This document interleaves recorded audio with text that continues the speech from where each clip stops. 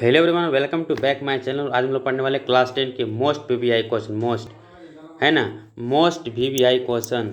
ये एग्जाम की दृष्टि से बहुत वीवीआई क्वेश्चन, एकदम एग्जाम में एकदम 99% चांसेस है मेरे बच्चों की ये आने वाला है। ठीक है, तो आप इसे ज़रूर याद करें। और याद करने से बेटर है कि इंग्लिश को कितना रट्टा मारोगे। रट्टा मारने में हमें बिल्कुल अच्छा नहीं लगता। और आप अगर आपके पास कोई उपाय नहीं है तो आप रट्टा मार सकते हैं, उसके लिए कोई दिक्कत नहीं, एग्जाम में अच्छे मार्क्स ला सकते हो। बट अगर अगर आपका ट्रांसलेशन और ग्रामर बहुत अच्छा है, इम्प्रूव है, थोड़ा बहुत कुछ कुछ ट्रांसलेट करना आता है, तब तो मैं कहूँगा कि आप बिल्कुल इंग्लिश में आपको डरने की ज़रूरत नहीं है। फिर मैं आपकी गारंटी ले सकता हूँ कि आपको मैं याद करा सकता हूँ। ठीक है, तो कभी भी थोड़ा थोड़ा आपको ट्रांसलेट आने चाहिए, चाहे टेंस हो, वॉइस है, मॉडल्स है, ये थोड़ा थोड़ा ईजेएमआर आवाज़ वगैरह, अगर ये थोड़ा थोड़ा कुछ कुछ आपको ट्रांसलेट वगैरह आता है ना, तब तो मैं आपको इंग्लिश का कोई भी क्वेश्चन आंसर याद करने के लिए नहीं बोलूँगा और ना ही मैं याद करने दूंगा आपको, क्योंकि हमारे पास 5G कॉन्सेप्ट है, जिसके माध्यम से ट्रांसलेट के माध्यम से हम किसी भी क्वेश्चन आंसर को इजी वे में मात्र 5 से 10 मिनट में याद कर सकते हैं और बिल्कुल अपनी भाषा में लिख सकते हैं। एकदम सिर्फ हिंदी याद करना है, इंग्लिश तो याद नहीं करना है, हिंदी याद करना है। हिंदी में क्या आंसर लिखना है, हिंदी याद रखिए और उसका सेंटेंस अपने मन से बैठा बैठा लिखिए, बस आपको नंबर मिल जाएगा और अच्छा खासा नंबर भी आएगा। और आप इंग्लिश में 40 का 40 जो भी सारा क्वेश्चन है सभी का जवाब दे पाइएगा। ठीक है, अगर रट करके जितना आप रटिएगा उतना नहीं आएगा, या भूल जाइएगा, कोई सेंटेंस भूल गए तो बहुत दिक्कत होता है बच्चों को। तो आपकी मैं समस्या को समझ सकता हूँ अच्छी तरह से, वाली बात है। तो चलिए शुरू करते हैं वीडियो को देर ना करते हुए। तो चलिए, हमारा क्वेश्चन है, कहता है how is bread an important part of Goa life. ठीक है, गोवा लाइफ यहाँ पर एन लिखा गया है। ठीक है, कहता है हाउ इज ब्रेड, ब्रेड कैसे, एन इम्पोर्टेंट महत्वपूर्ण है, part of Goa life, Goa life के, है ना। गोवा लाइफ में अगर देखा जाए तो ये डबल रोटी है ना, यह जो ब्रेड है ये किस प्रकार से गोवा के लाइफ का एक बहुत ही महत्वपूर्ण भाग है, इस चीज़ के बारे में बताना है। तो देखिए, मैंने हिंदी भी लिखा, कोई दिक्कत नहीं, जैसे कि आप गोवा लाइफ के बारे में पढ़े होंगे, ये एक चैप्टर ही है। डबल रोटी गोवा के जीवन का एक महत्वशाली भाग है, मतलब महत्वपूर्ण भाग है ना, महत्वपूर्ण भी बोल सकते हैं, कोई दिक्कत नहीं। मतलब जो डबल रोटी है ये गोवा के जीवन के लिए, गोवा के जीवन के लिए महत्वपूर्ण भाग है, महत्वपूर्ण भाग है, इंपॉर्टेंट पार्ट है। तो ये लिखें कि bread is an important, bread is an important, मतलब ब्रेड महत्वपूर्ण है, किसका महत्वपूर्ण रे, part of Goa life, Goa के जीवन का एक भाग का महत्वपूर्ण है ना। तो इसका हिंदी उल्टा क्या आता है, गोवा लाइफ मतलब गोवा जीवन, ऑफ मतलब का, गोवा जीवन का, एन इम्पोर्टेंट पार्ट मतलब एक महत्वपूर्ण भाग, है ना, ब्रेड है, ऐसे भी कर सकते हैं।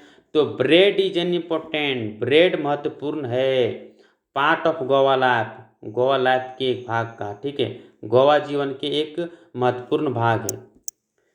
ब्रेड क्या है, ब्रेड ब्रेड महत्वपूर्ण है, लेकिन किसके लिए, गोवा लाइफ। ठीक है, गोवा लाइफ का एक महत्वपूर्ण भाग है। तो आई होप आपको सुना गया होगा। फिर दूसरा सेंटेंस कहता है बिना डबल रोटी के कोई शादी या क्रिसमस का मनाना पूर्ण नहीं, मतलब उस सब को मानवे नहीं करेगा, मतलब उसका पूर्ण होगा ही नहीं। अगर कोई शादी हो, अगर कोई इंगेजमेंट हो, मैरिज हो, क्रिसमस डे हो, कुछ भी हो, अगर ये सब मनाना हो तो बिना रोटी ब्रेड का तो होगा ही नहीं भैया, ये इम्पॉसिबल है, क्योंकि उसका उन लोग उसको पूर्ण त्यौहार मानेंगे नहीं कि अगर ब्रेड नहीं आया। जैसे मान लो अगर बर्थडे मनाना है, अगर कहीं केक नहीं कटा तो समझ आना वो बर्थडे अधूरा रह गया, पूरा नहीं हुआ। ठीक है, तो उसी प्रकार से इन लोग का जो क्रिसमस डे मनाना हो, सेलिब्रेशन करना हो, या कोई शादी हो, इंगेजमेंट हो, तो वो पूरा तभी अच्छा माना जाएगा जब शुद्ध माना जाएगा, अच्छा माना जाएगा, ये परिपूर्ण माना जाएगा जब वो सब क्या लाएंगे, ब्रेड, तभी बिना ब्रेड के नहीं होगा।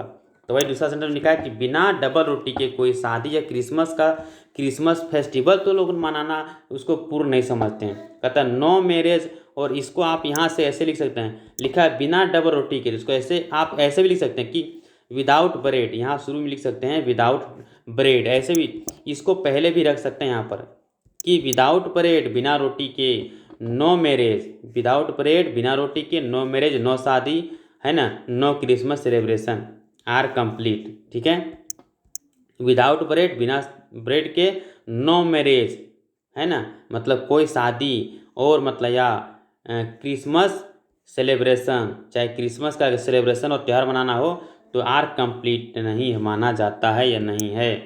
ठीक है, कहता है घर की महिला के लिए उसकी बेटी की सगाई के अवसर पर डबल रोटी का सैंडविच बनाना अति आवश्यक है। मतलब अगर आप समझें तो अगर किसी की बेटी का शादी है तो समझिए उसकी अगर सगाई हो तो भैया आपको ब्रेड चाहिए तो चाहिए, अगर ब्रेड नहीं तो सगाई नहीं, शादी नहीं, ऐसा समझ लीजिए। The lady of the house, घर की जो महिला है, मस्ट प्रिपेयर मतलब अवश्य प्रिपेयर करती है क्या, सैंडविच ऑफ ब्रेड, ब्रेड का जो सैंडविच बनता है ना, ऑन द ओकेजन, ओकेजन मतलब जो भी आपका इसका अवसर है, कोई खुशी चल रहा है, कोई अवसर त्यौहार चल रहा है, तो जैसे कि खास करके हर डॉटर इंगेजमेंट मतलब अपनी बेटी का इंगेजमेंट का जो सगाई होता है उस पर, ठीक है, उसकी बात कर रहे हैं। कहता है डबल रोटी शादी के उपहार, क्रिसमस और केक आदि के लिए महत्वपूर्ण है। डबल रोटी क्या वहाँ पे और फेस्ट इम्पोर्टेंट है, तो ब्रेड जो है ये इम्पोर्टेंट है फॉर किसके लिए, marriage, gift, cake and Christmas इत्यादि। मतलब बोल सकते हैं कि ब्रेड इज इम्पोर्टेंट किसके लिए, फॉर मैरिज के लिए, गिफ्ट के लिए, केक के लिए, है ना, क्रिसमस डे सेलिब्रेशन के लिए इत्यादि के लिए। इस प्रकार हम कह सकते हैं कि गोवा के जीवन के लिए डबल रोटी बनाने वाले की उपस्थिति पूर्ण रूप से आवश्यक थी, है ना। तो उसका भी देख लेते हैं क्या होगा, 1 minute रुकिएगा।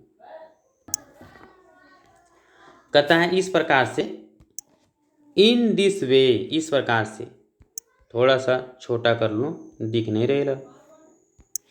In this way, the presence of the baker was absolutely essential for Goa life. Goa life के लिए बहुत ही महत्वपूर्ण है किसका होना, जो केक बनाते हैं, जो डबल रोटी बनाते हैं, उसका उपस्थित होना गोवा के लिए आवश्यक माना जाता है। ठीक है, नहीं समझे तो कोई दिक्कत नहीं, अगर आपको सिर्फ आंसर चाहिए तो आप दूसरे चैनल की तरफ आप ऐसे भी इसको लिख सकते हैं भैया, डायरेक्ट आप इंग्लिश लिख लीजिए ऐसे कि bread is in important part of Goa life, no marriage और Christmas celebration are complete without bread.